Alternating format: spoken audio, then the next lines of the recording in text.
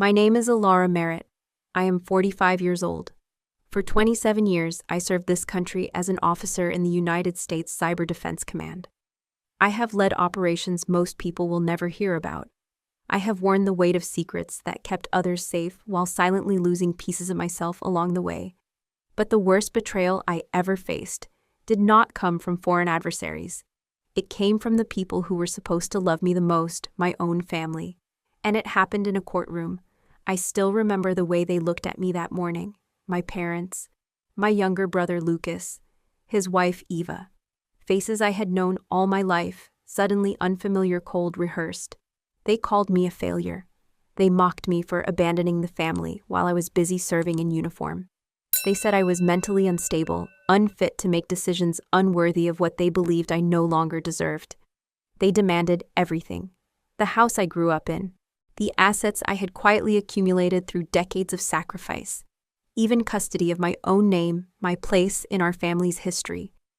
I stood there in full military uniform, listening to my own mother speak about me as if I were a stranger.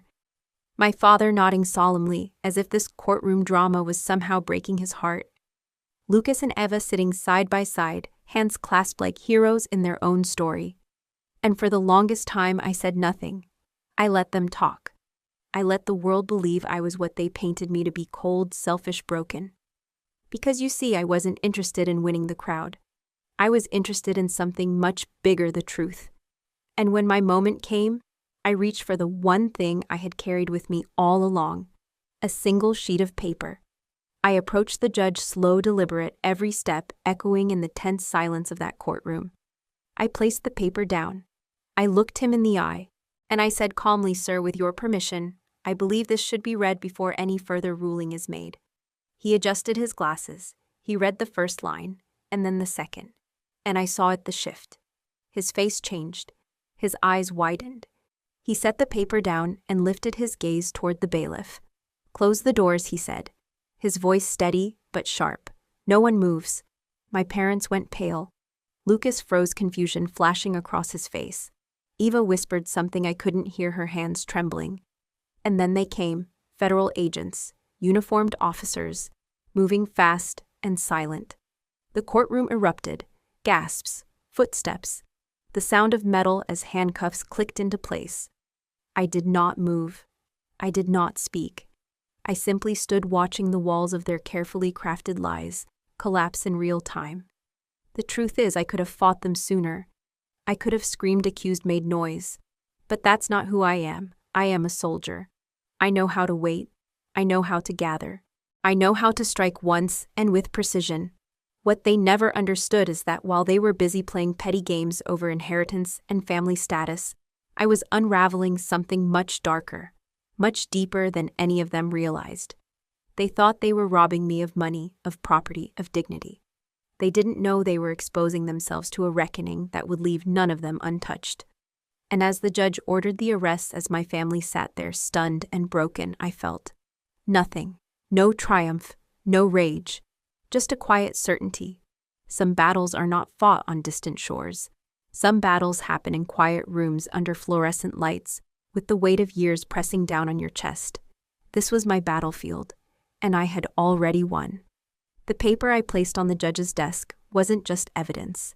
It was the culmination of months of silent endurance, quiet investigation, and a refusal to let betrayal rewrite my story. They mocked me for failing. They demanded everything. All it took was one sheet of paper to change everything. And the moment those courtroom doors closed, their fate, like their lies, was sealed. The first sign came quietly, the way most betrayals do. It was a Tuesday morning. I remember because I was sitting at the old kitchen table, sipping burnt coffee from a chipped mug, when the email arrived. Subject: confirmation of veteran relief enrollment. Sender: National Military Assistance Fund. I frowned. I hadn't applied for any relief program. I didn't need to. My military benefits were intact. My finances, though modest, were stable. At first I thought it was a scam. One of those phishing attempts that prey on service members. But then I saw it.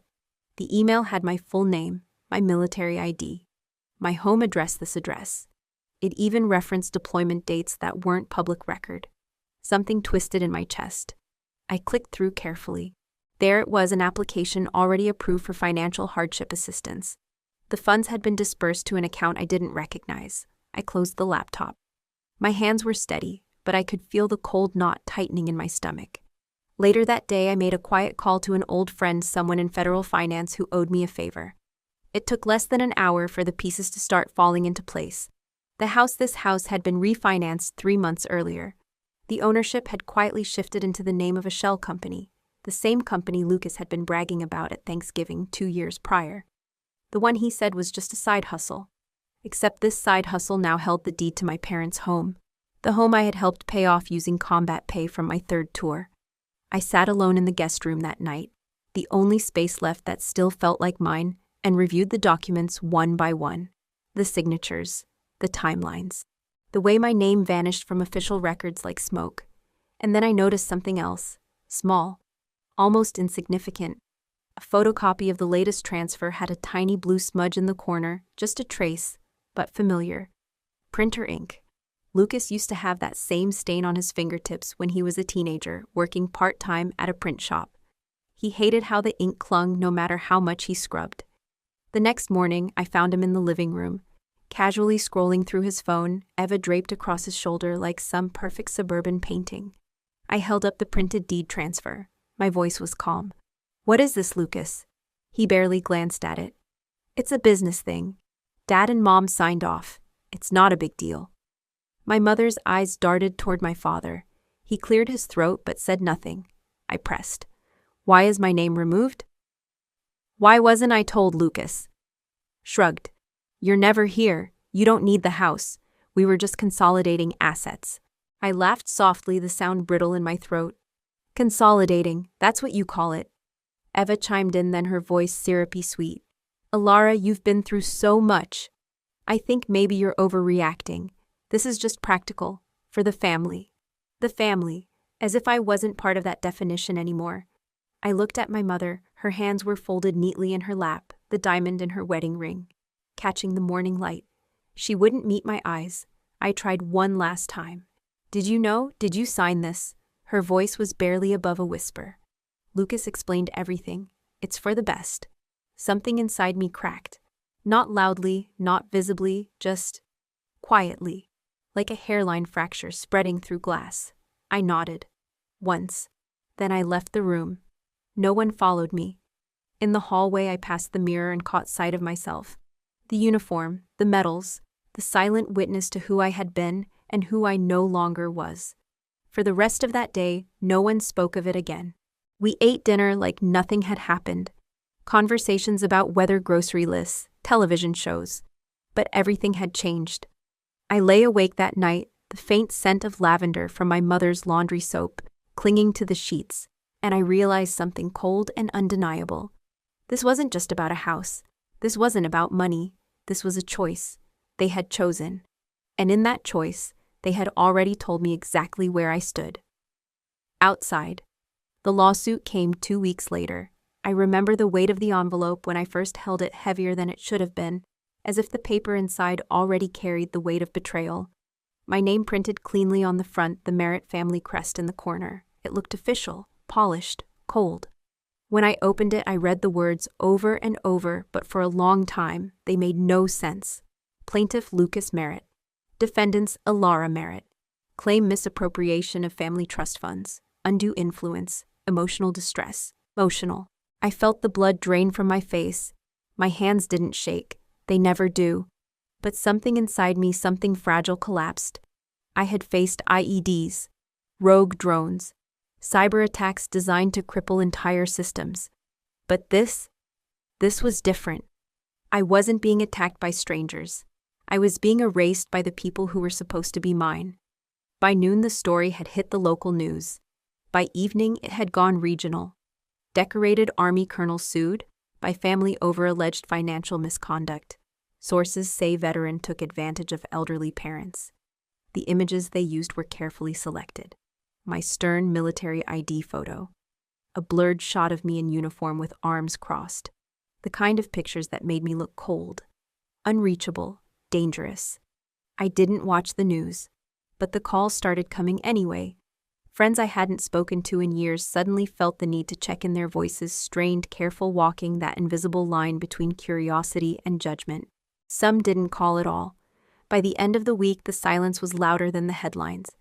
I remember sitting in the corner booth of the cafe downtown, one I used to visit with my mother when I was home on leave. The waitress recognized me. I could tell by the way her eyes flicked between me and the TV above the counter where the news anchor's polished voice recounted my supposed crimes. I left without ordering. I kept to myself. I said nothing publicly. In the army, you learn that sometimes the worst thing you can do is overreact. You wait. You gather. You watch. But inside, the betrayal sat like a stone in my chest. Heavy, unmoving. I received an email from my commanding officer offering temporary administrative leave to handle personal matters. The wording was polite, but the meaning was clear. I was becoming a liability. I took the leave. I didn't argue. I needed the time anyway. The days blurred. I spent hours sifting through legal documents I never thought I'd have to read. Asset lists, family trust agreements, financial records going back decades. Lucas claimed that I had manipulated our parents into signing over control of the family's assets during one of my leaves from deployment. He accused me of using psychological pressure, leveraging my military authority to intimidate them. The language was designed to sting, to twist my years of service into something ugly. I could have called him, could have gone to the house, could have demanded an explanation, but I didn't. Instead, I sat in the quiet. I let the world swirl around me, the news, the whispers, the sideways glances.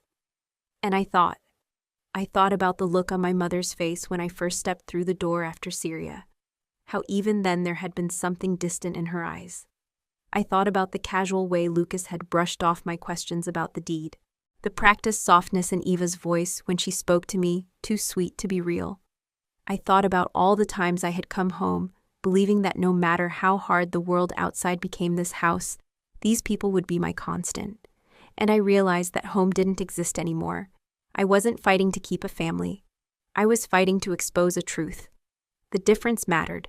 And so I stayed silent. I didn't rush to clear my name. I didn't feed the rumors. Because sometimes the loudest thing you can say is nothing at all. I don't know the exact moment when suspicion became certainty. Maybe it was the way Lucas started avoiding direct eye contact when I asked simple questions, or the way Eva always smiled too perfectly, her words just a little too polished, her tone dipped in sweetness but leaving a bitter aftertaste. Or maybe it was me. Maybe I had spent too long living in a world where patterns meant survival, where reading between the lines could save lives. Maybe I was just imagining things. That was the part that scared me the most. Because once you've seen enough betrayal on the battlefield sometimes, your mind starts creating shadows where none exist. But this didn't feel like shadows. It felt real. It started small. A discrepancy in a bank statement. A company named Valen Group Holdings that kept appearing in documents linked to the family trust. At first I thought nothing of it. But then I looked closer. Valen Group didn't exist 5 years ago. No public records, no real office. Just a name attached to shell corporations and real estate transactions. Lucas was listed as the chief financial officer. I sat in the dim glow of my laptop, night after night, cross-referencing data with quiet precision because this was what I was trained to do. The same methods I once used to trace terrorist financing in war zones, I now used to follow my own brother's paper trail. And what I found chilled me. Large sums of money flowing through accounts linked to veteran assistance programs. Loan applications filed under names I recognized soldiers I had served with. Some of them deceased, some very much alive but unaware. At first I thought it was identity theft, but then I saw Eva's name. Her so-called counseling service, the one she'd casually mentioned at family dinners as her new passion project, was nothing more than a front. A list of patients revealed familiar names, mostly veterans, men and women I vaguely remembered from local ceremonies or VA hospitals. And suddenly, I could see it. The scheme, the way it worked. They weren't just taking money, they were stealing identities.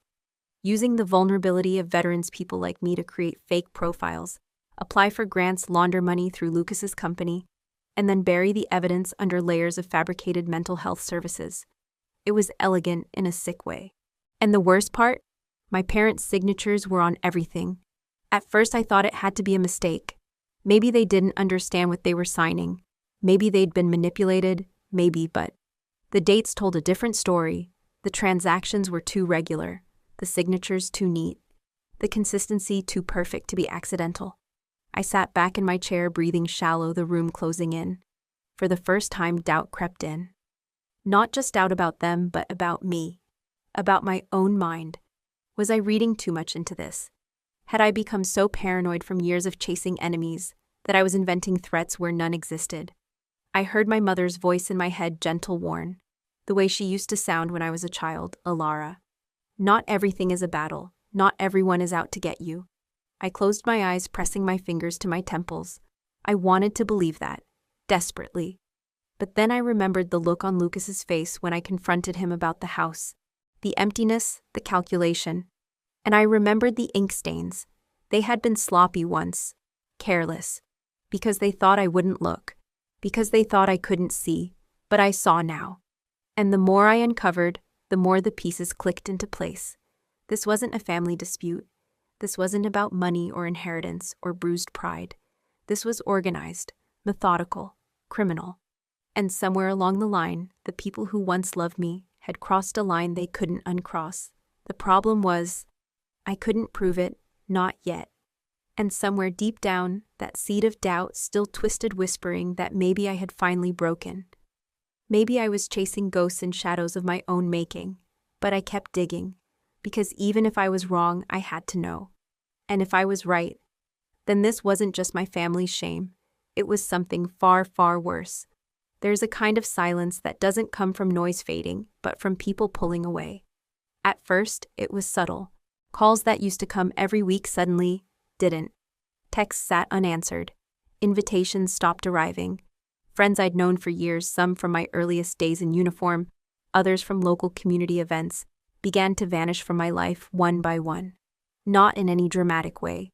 Just gone. Fading like fog. Even my old commanding officer, the one who once told me I was the steel backbone of his unit, began to sound different on the phone. Careful, measured. I could hear the quiet shift in his voice when he said things like, "Maybe you need time to reset, Alara. Maybe you've been under too much pressure for too long." I told him I was fine. I wasn't. And the more I stayed silent, the more the distance grew. The lawsuit had made me toxic. No one wanted to be near the wreckage. Not when the headlines made me look like a manipulative soldier exploiting her own family for financial gain. I stopped going to the cafe. Stopped going to the gym. Even the grocery store became something I planned with surgical precision, in and out before the stairs could sink too deep. It was easier to be invisible. But the loneliness, it carved me out from the inside. I had faced isolation before in foreign deserts, in undisclosed bunkers, but this was different. This was personal. This was the kind of isolation that whispered you were never really loved to begin with. And still, I stayed quiet, because underneath the despair, underneath the bone-deep exhaustion, something else was building. I call it the hum. It's that faint vibration in your mind when instinct tells you there's more. Something you haven't seen yet. A thread buried deep, waiting to be pulled. And so I began to pull. I started small. Old contacts. Favors not yet expired. Quiet conversations in encrypted channels. No paper trails. I re-examined every document tied to Lucas's company. Every grant Eva's therapy practice had applied for. I combed through public records, social media, financial disclosures. Most nights I worked in the dark, the only light coming from my laptop screen. The house around me asleep. The silence thick enough to suffocate. I felt the despair rising more than once. There were nights I caught myself whispering out loud, half to myself, half to ghosts. What if they're right? What if this really is just me unraveling? But the data didn't lie. Patterns emerged. Connections that hadn't been obvious before. Transfers timed too perfectly with my deployments. Fake clients linked by IP addresses. Duplicate signatures. Digital fingerprints I had spent years of my military life learning how to find. And then, a break. One flagged transaction. A payment routed through a foreign-owned bank I recognized from prior classified work. It wasn't just domestic fraud. It was bigger. It was international. For the first time in weeks, something shifted in my chest.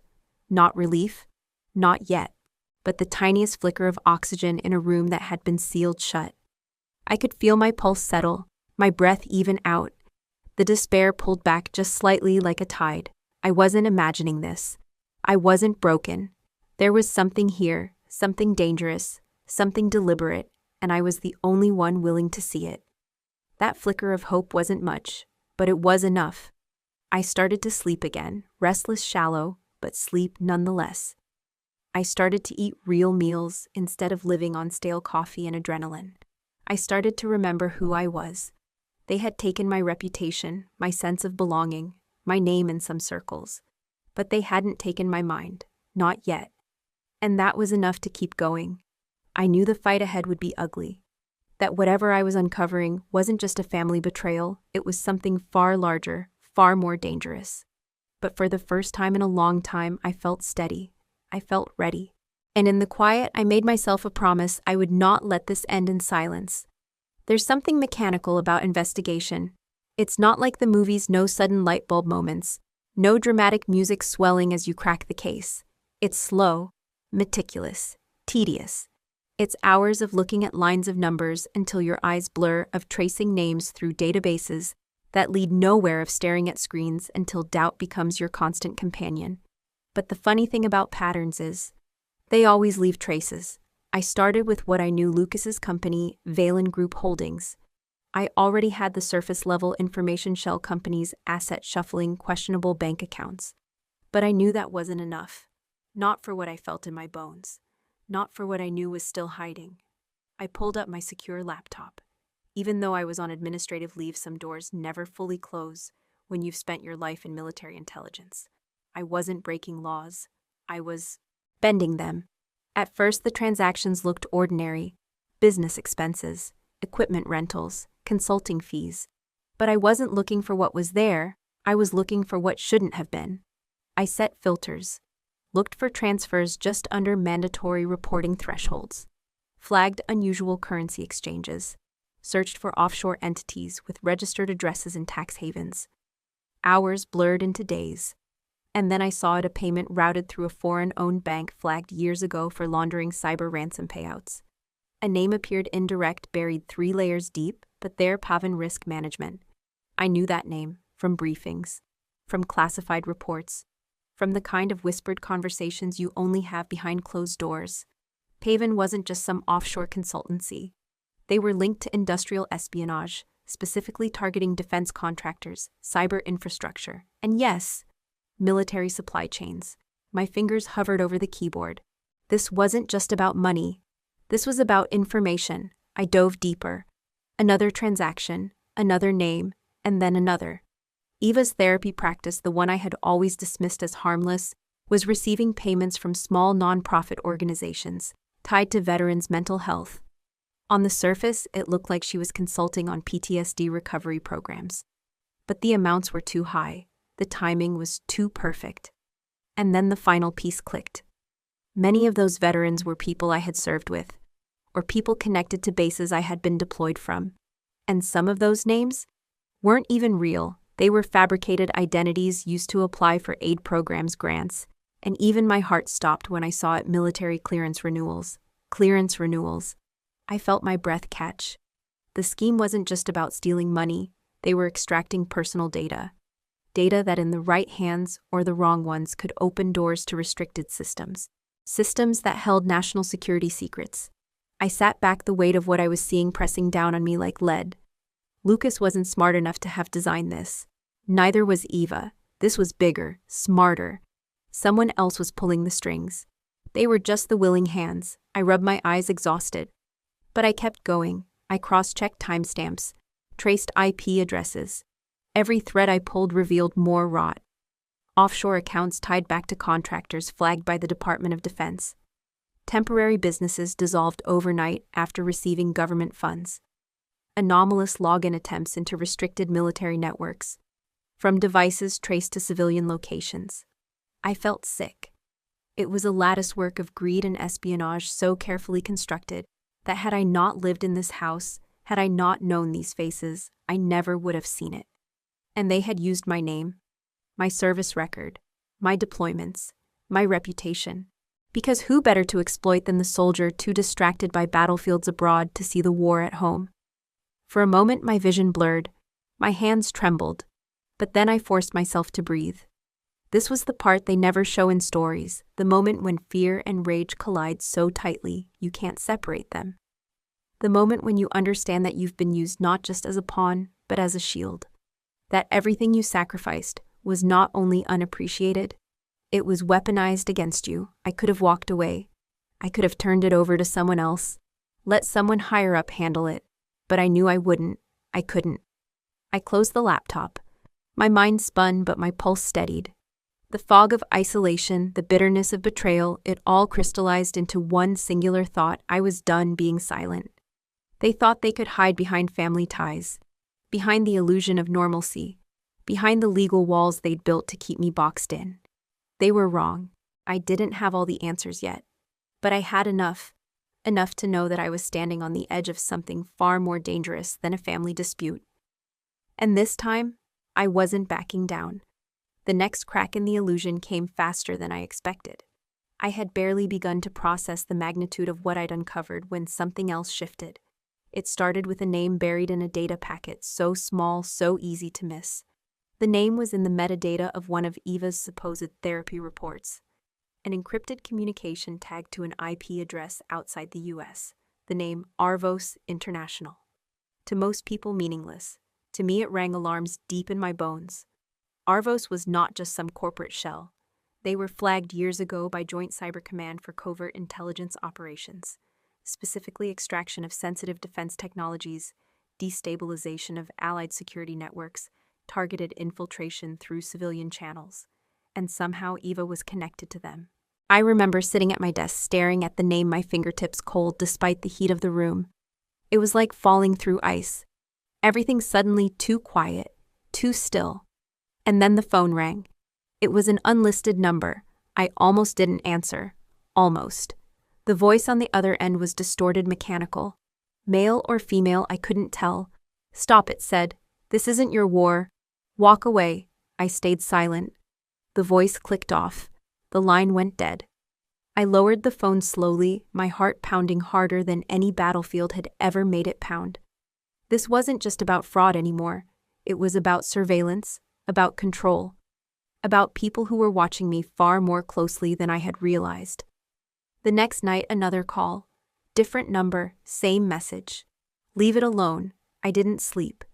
Every sound in the house became amplified. The creak of floorboards, the whisper of the wind against the windows. I felt like prey inside my own skin. My breathing shallow. My hands restless. It reminded me of my first combat deployment. The days before the first real ambush. The way your body knows before your mind catches up that something is wrong. The way your senses sharpen while your soul shrinks. And the dreams started. I don't even know if I'd call them dreams. More like fragmented memories. Of childhood. Of the first time Lucas pushed me into the lake and I almost drowned. Of my father pulling me out, his face blank instead of frightened. Of my mother standing on the dock, not moving, not calling my name. Of the night I took my oath to serve, how Lucas hadn't even come to the ceremony. How Eva had made a joke about me playing soldier that I laughed off because I thought it meant nothing. I woke up sweating, disoriented. The calls kept coming, 3 in one day, then silence for 48 hours, then another at 3:17 a.m., waking me from restless sleep. This time the voice was different, softer, almost familiar. "I'm warning you. They're watching. You can't stop this." I sat up, heart slamming against my ribs. "Who are you?" I demanded, my voice hoarse, but the line had already gone cold. I checked the house, every window, every door. I don't know what I thought I'd find. And then I saw it, a small black car parked half a block away. Engine off, lights dead. But I could feel the weight of whoever sat inside it. I didn't call the police. I knew better. This wasn't petty harassment. This was deliberate. This was organized. I took my Glock from the safe, loaded it without thinking. The feel of it in my hands steadied me. Hours later, when dawn finally crept over the horizon, the car was gone. But something had shifted inside me. The fear. It wasn't crushing anymore. It was sharpening, clarifying. The worst kind of threat isn't the one that screams. It's the one that whispers. that seeps in until you can't tell what's real and what's imagined. I sat at the kitchen table, hands wrapped around a cold cup of coffee, and I made a decision. No more waiting. No more hoping the truth would reveal itself. I would find it. I would expose it. Whatever they thought they could do to silence me. They had underestimated the wrong woman. I spent the next 72 hours locked to my screens. Every connection Eva had made. Every overseas call Lucas had routed. Every false identity. Every forged document. Every alias. And then I found the message. Buried inside an encrypted attachment on Eva's patient files was a single line of text in broken code, package secured. Clearance updates pending, awaiting extraction, package, clearance, extraction. I wasn't just dealing with thieves, I was dealing with operatives. I exhaled slowly, my breath shaking, and the memories returned clearer this time. The look on Lucas's face when I shipped out for Afghanistan. The way Eva's smile never quite reached her eyes. And beneath it all, the voice of my drill sergeant on the first day of training: always assume the enemy is closer than you think. I finally understood. They weren't just close. They were already inside the walls. I knew it had to end face to face. All the data, all the encrypted messages, all the hidden transactions, I had them. But none of it mattered until I stood in front of the people who had set this in motion and looked them in the eyes. I wasn't prepared for how much it would still hurt. I asked them to meet me at the house I was born in, the house I thought would always be home. When I arrived, they were already there. My mother sitting stiffly on the edge of the living room sofa, my father by the window, arms crossed, jaw tight. Lucas wasn't there, Eva wasn't either. Just the two people who had raised me, who had once held me through nightmares, who had once written me letters in desert wars signed love. Always Mom and Dad. The room was heavy, thick with history. I set the folder down on the coffee table without a word. They didn't reach for it. They didn't ask. I spoke first. My voice was even, deliberate. I know everything I said. The financial fraud, the identity theft, the connection to Arvos International, the clearance data being funneled offshore. My mother's face twitched, just barely. My father's eyes stayed flat. I continued. I know Eva's practice is a front. I know Lucas's company is a laundering machine. I know your signatures are on documents that make this more than just negligence. I paused. Tell me, I asked softly. Did you ever stop even once? Did you ever think about who I was to you before you signed your names to this? For a moment, just a moment, my mother's eyes filled with something almost like regret, but it vanished before I could name it. My father cleared his throat. Alara, I think you've misunderstood a great deal. This isn't what you think it is. I laughed. Quiet, bitter. I'm not here for lies, I said. I'm here for one answer. Why? They looked at each other. A silent exchange. Then my mother spoke. You've always been distant, she began, her voice brittle. Even as a child. Always somewhere else. Even before the army, before the deployments. She swallowed hard. Lucas, he's here, he's family, he's present.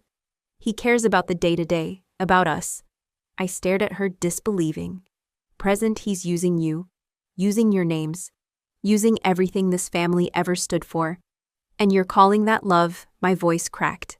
I hated how much it cracked. My father stepped in. His words slow, deliberate. Family is complicated, he said. And sometimes, Alara, you have to choose the child who stays. It landed like a slap. I stood very still. The air in my lungs tasted sharp, metallic. I thought of the night Lucas left me stranded on the side of the road when I was 15. He took the car, drove off after a fight.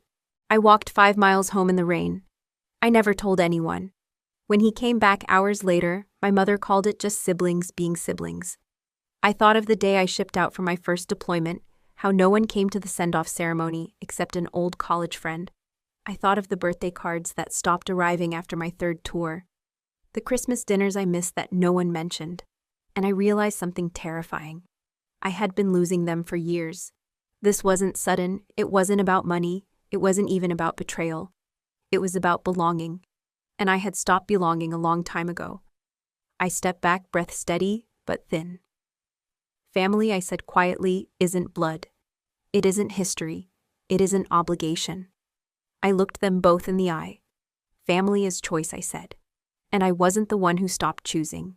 Neither of them moved. Neither of them spoke. The moment stretched thin, fragile, final. I exhaled. I will bring this to light, I told them. I don't need your permission. I don't need your blessing. I lifted the folder again, tucked it under my arm. I'll see you in court. I turned toward the door, heart pounding in my chest, every instinct screaming at me to keep walking, to not look back. But I stopped, just once, just long enough to say the words I didn't even know I'd been carrying. Family, I whispered, is what you fight for, not what you sell. And then I left. The door clicked softly behind me. Outside, the sky stretched endless and gray. The wind tugged at the edges of my coat. I felt the tears start. Hot, silent, unrelenting. But I kept walking, because whatever they thought they could take from me, they would never take my will to fight. Not again. I didn't sleep much after that night. There was no going back. No undoing what I'd said. No unseeing the truth I had uncovered. The court date was set. 2 weeks. 2 weeks to prepare for the battle of my life. Not against enemies on foreign soil, but against my own blood. And I knew I couldn't do it alone. That's when I called in the only kind of help I trusted. Off the books, off the record, and unflinchingly loyal. We called ourselves Shadowline. Not officially, of course. It wasn't a sanctioned unit. It wasn't even supposed to exist. Just a loose network of former intelligence operatives, cyber defense specialists, and human assets, whose lives, like mine, had been built in the shadows. I reached out to Anna first, old friend, former NSA. She answered on the first ring. Been waiting for this call, she said, her voice low. What do you need? Within 48 hours, she connected me to 2 others. Miles, a cybersecurity prodigy, with fingers in every digital vault from DC to Dubai.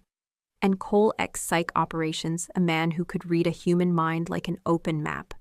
We met in an abandoned cabin 3 hours outside the city. Neutral ground. No cell signals, no prying eyes. I laid it all out: the fraud, the laundering, the ties to Arvos International, the coded communications, the forged identities. They didn't flinch. Anna shook her head when I finished. This isn't small, she murmured. You know that, right? This is multi-layered. The kind of operation that doesn't just ruin lives, it gets people disappeared. I know, I said softly. That's why I can't stop. Miles pulled out his tablet. Within minutes, he was already cross-referencing data points, flagging anomalies. Cole scribbled patterns onto a legal pad, muttering to himself in that eerie, detached way he always had. For a moment, I let myself breathe. I wasn't alone anymore. And yet, the weight in my chest didn't ease. That night, back in the sterile quiet of my apartment, I sat by the window watching the streetlights flicker and drifted into memory. I was 9 years old again, sitting on the front porch watching my parents argue through the thin glass of the living room window. Lucas was inside, as always, the center of everything. I remembered the exact words my mother had said, even though I hadn't understood them then. Some children are easier to love. I had carried those words into every battlefield, every late-night mission, every moment when fear and doubt crept in. And somehow, even now, they came back to haunt me. I shook the memory off, forced myself back to the present. I spent the next week preparing. We built profiles, we traced offshore accounts. We secured counterintelligence evidence that could stand in both civilian court and, if necessary, federal inquiry. But with every breakthrough came more danger. Another anonymous message appeared this time, not a call, but an envelope slid under my door in the dead of night. No return address. Inside, a single sentence typed in block letters. Stand down, or we take what's left. I burned it without blinking, because fear was no longer an option. By day 8, we had the full blueprint. A digital map of the financial web Lucas and Ava had built. Names, accounts, passcodes. We even traced physical meeting points between Ava and foreign intermediaries, one of them caught on surveillance leaving the embassy of a hostile state. It was more than enough. But the fear, quiet, corrosive, never fully left. I dreamed of Lucas's face, of my father's voice telling me I had never really belonged, of standing alone on the playground in 2nd grade while the other children huddled together, shutting me out. Even as an adult, even with a team, the feeling remained. Alone. But here's the thing about soldiers, about survivors. We move forward anyway. The night before the hearing, Anna handed me a small flash drive. "This is it," she said. "Everything you need to bury them." I nodded. "Are you ready for what comes after?" Cole asked, his tone unreadable. I looked him dead in the eye. "I've been ready my whole life." And I meant it. Because when family turns into the enemy, the war stops being about winning. It becomes about surviving. And tomorrow I intended to survive. The day of the hearing arrived with the cold clarity of a battlefield dawn. I dressed in my full uniform, not for theatrics, not for sympathy, but because it was the truth of who I was, who I had always been, long before they tried to rewrite my story. The courtroom was smaller than I expected. Pale walls, fluorescent lights, too ordinary for what was about to happen. Lucas sat across from me, flanked by Eva and their legal team.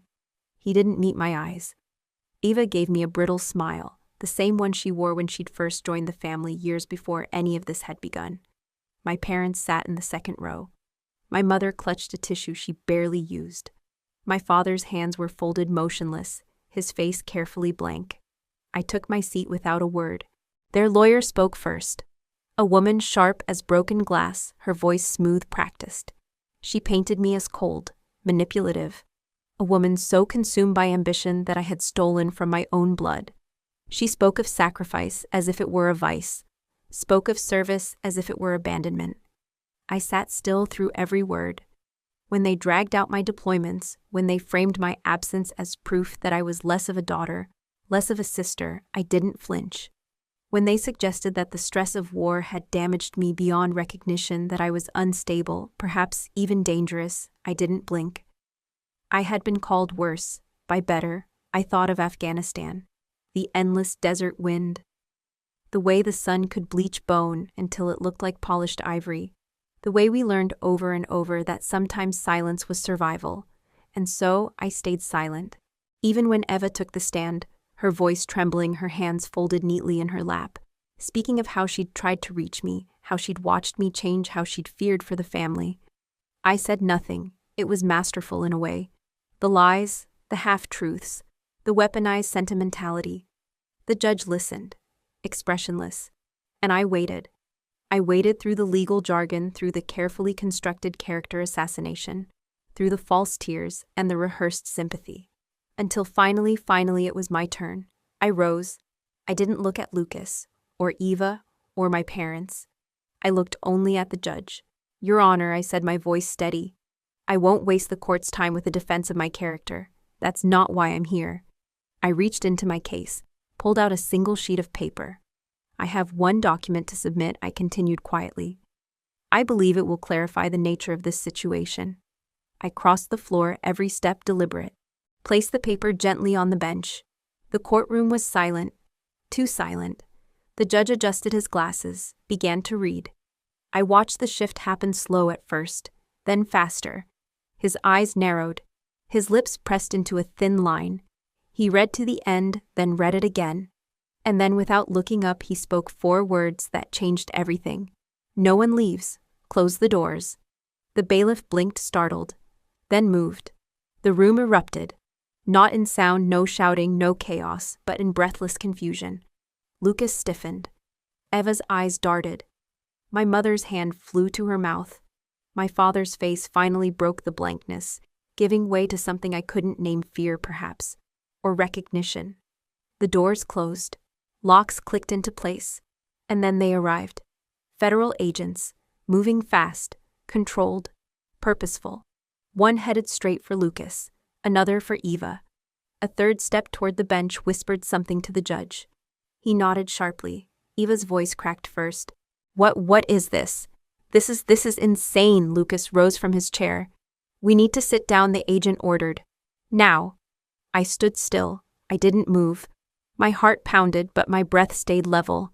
I had seen raids before. I had ordered them.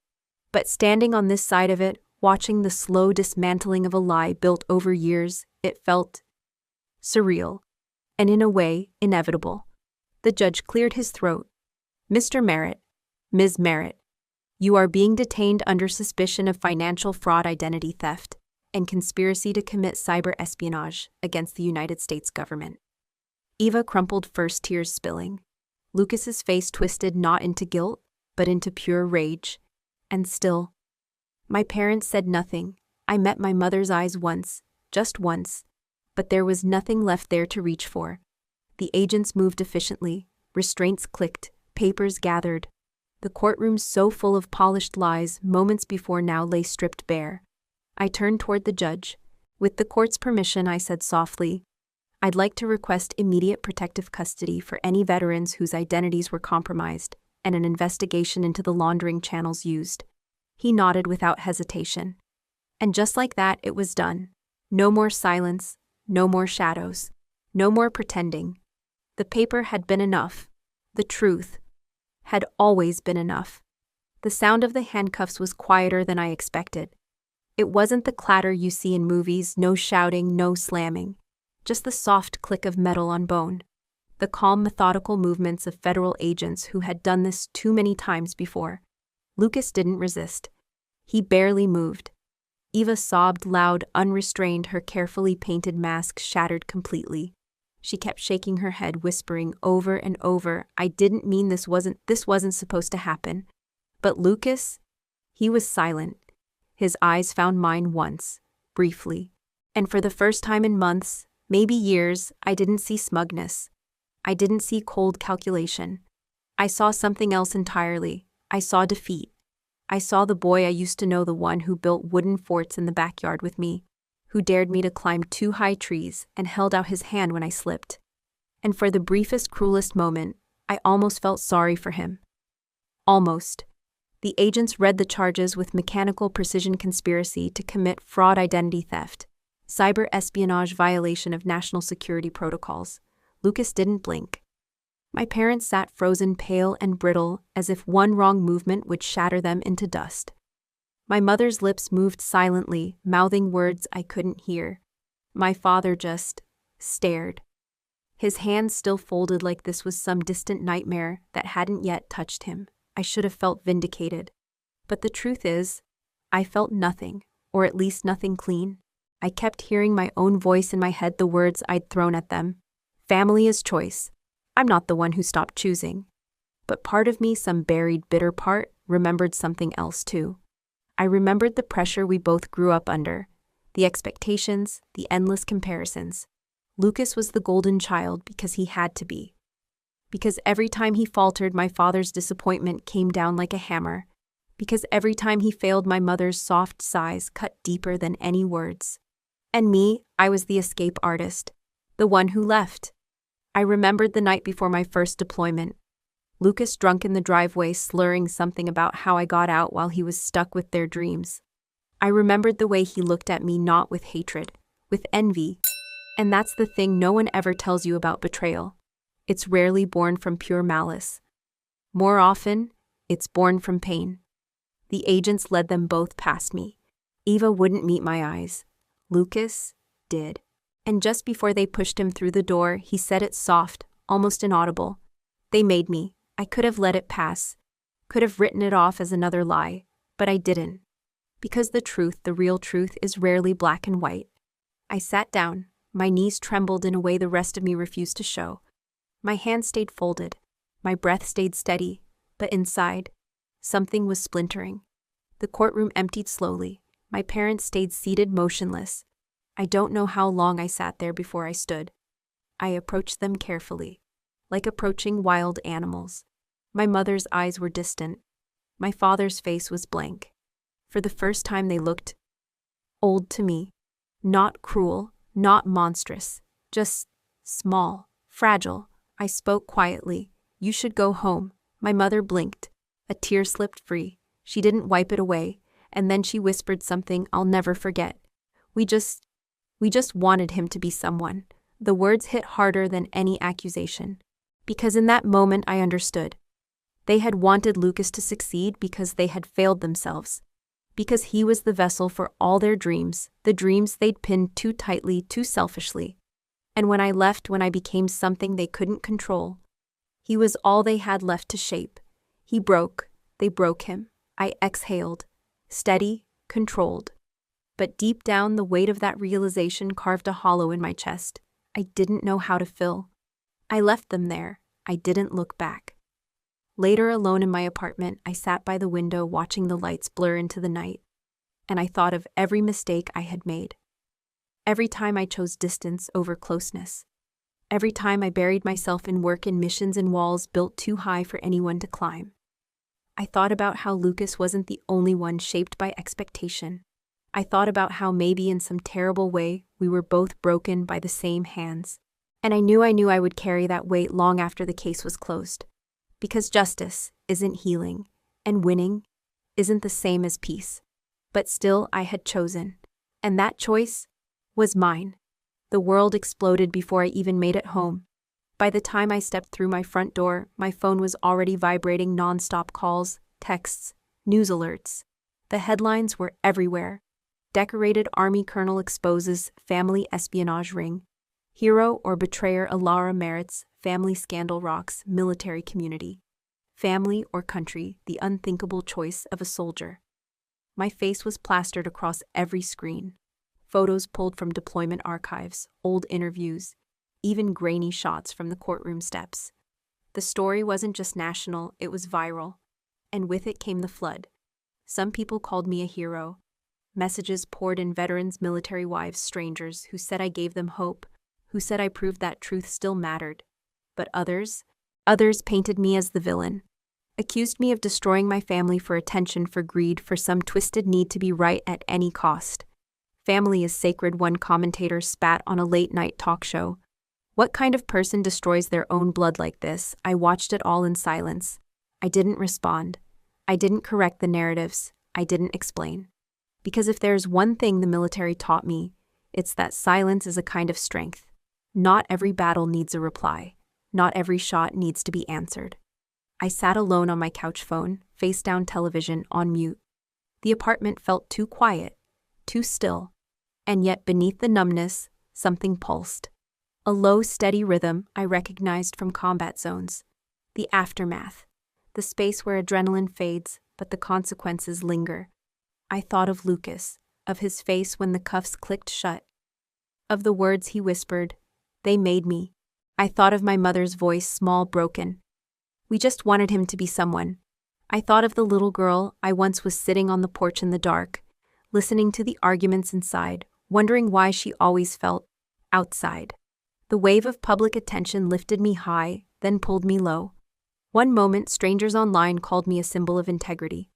The next, anonymous messages accused me of betrayal, of cruelty, of being less than human. I could feel myself slipping between the cracks, rising, falling, rising again.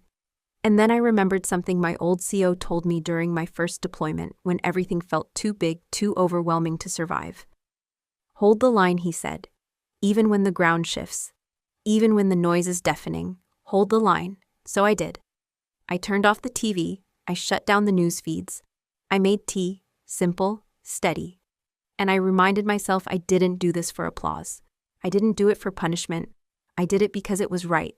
Because silence isn't just the absence of noise. Sometimes silence is survival. The controversy ignited faster than I expected. The news broke within hours: Lucas and Eva in federal custody, multiple charges pending, but my parents, untouched. The official statement was clinical. Due to advanced age and underlying health conditions, Mr. and Mrs. Merritt are not currently facing prosecution. But the public didn't care about the legal jargon. The backlash hit hard. Talk shows erupted. Commentators fumed. Social media split in two.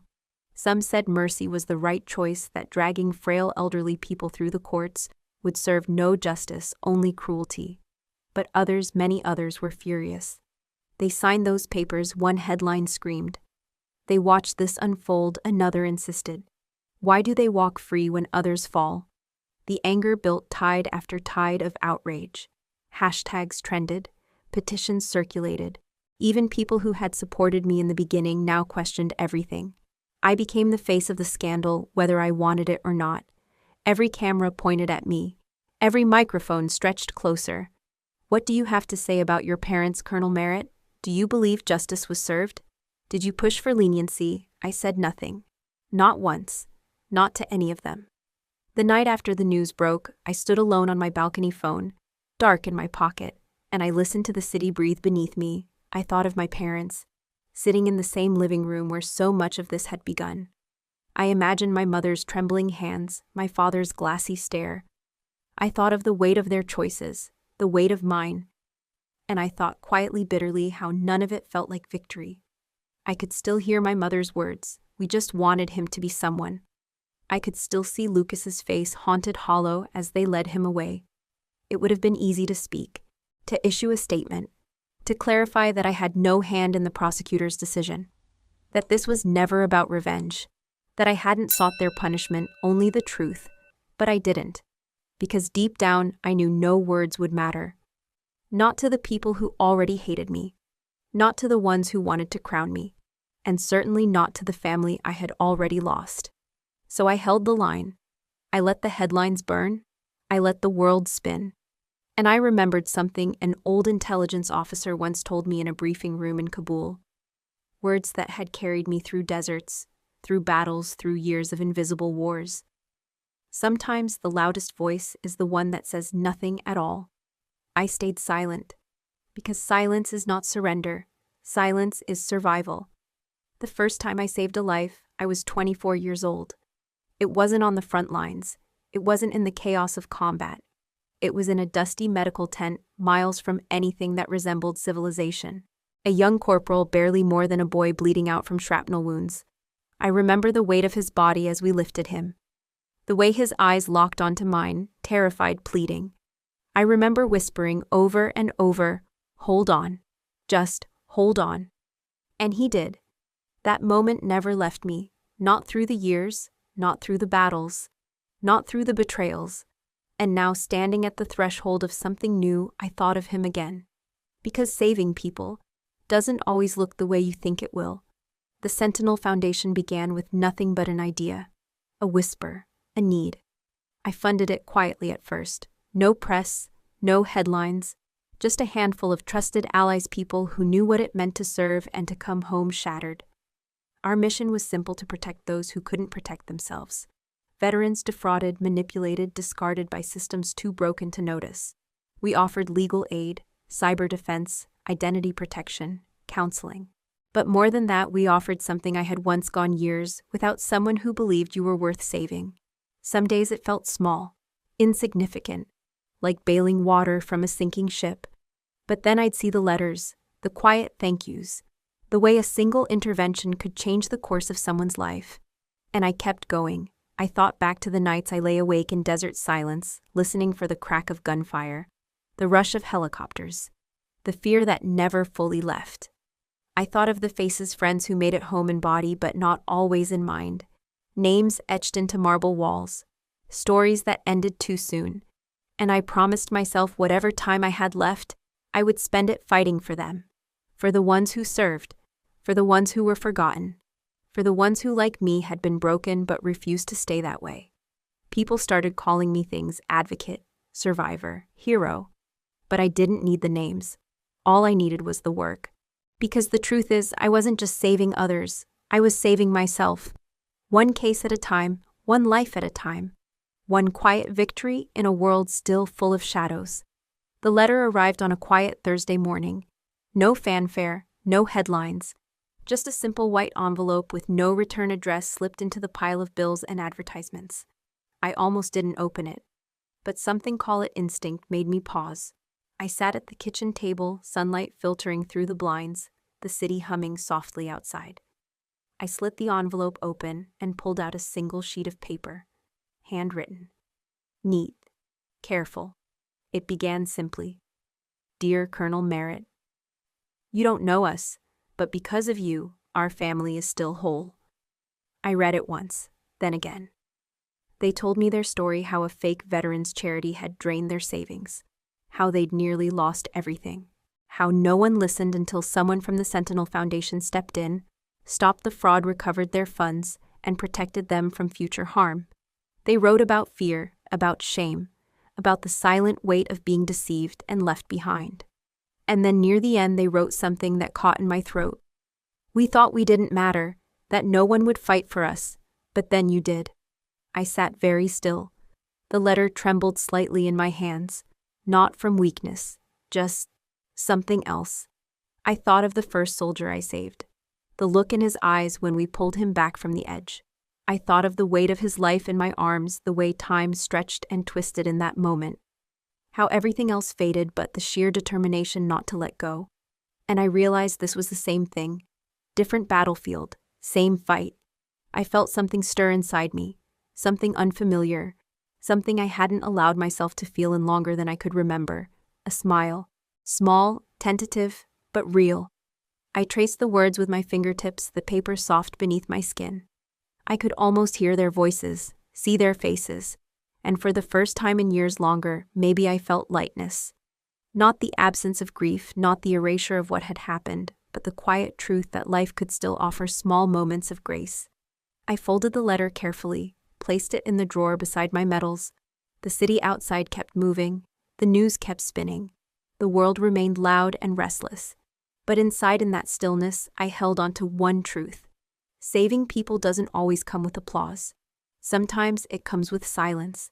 Sometimes it comes with a single letter. And sometimes that's enough. I stood by the water's edge as the first light broke across the horizon. The ocean stretched endless in every direction, quiet, unhurried. The air was sharp with salt, the breeze cool against my skin. I closed my eyes and listened. For the first time in what felt like forever, there was peace. Not the absence of memory, not the erasure of pain, but the simple quiet stillness that comes when you've carried the weight, faced the storm, and somehow made it through. I thought of every step that led me here. I thought of Lucas, of the boy he once was, the man he became, and the choices he made. I thought of my parents, of the things they gave me and the things they took away.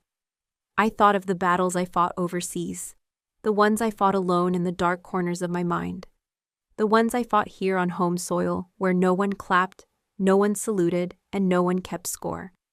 And I thought of the people who still carried their own unseen wars, strangers, survivors, the voices I'd met through the Sentinel Foundation, who reminded me every day why the fight mattered. There's something you learn in the military that no one talks about. Much not every battle is loud. Some are fought in boardrooms, in courtrooms, in the quiet spaces between breaths where choices are made and lives are changed forever. Some battles you don't choose, but you fight them anyway. Not for revenge, not for recognition, but because sometimes the line between right and wrong isn't blurred at all, it's clear, and someone has to stand on the right side of it. I opened my eyes. The waves moved in steady rhythm. The wind whispered through the grass. And somewhere far behind me, the weight of the past no longer pressed quite so heavily on my shoulders. I let the silence stretch, let the air fill my lungs, because I'd learned something else too. Some battles are fought in silence, and sometimes that silence is the loudest victory. I stood there for a long time, just breathing, just being. And when I finally turned away, I carried that stillness with me, not as armor, but as grace. Before we say goodbye, we'd love to know. Where are you watching from? Is it a quiet morning with a warm cup of coffee or a late night where stories like this keep you company? Let us know in the comments. We read everyone with gratitude. And if this story touched your heart, please consider subscribing to the channel, not just to hear more stories like this, but to be part of a community that still believes in kindness, healing, and second chances. Thank you for spending your time with us today. Wherever you are, we hope you carry this story with you. And remember, sometimes the miracle doesn't knock on your door. It waits quietly until you're ready to open your heart. Take care, and we'll see you in the next story.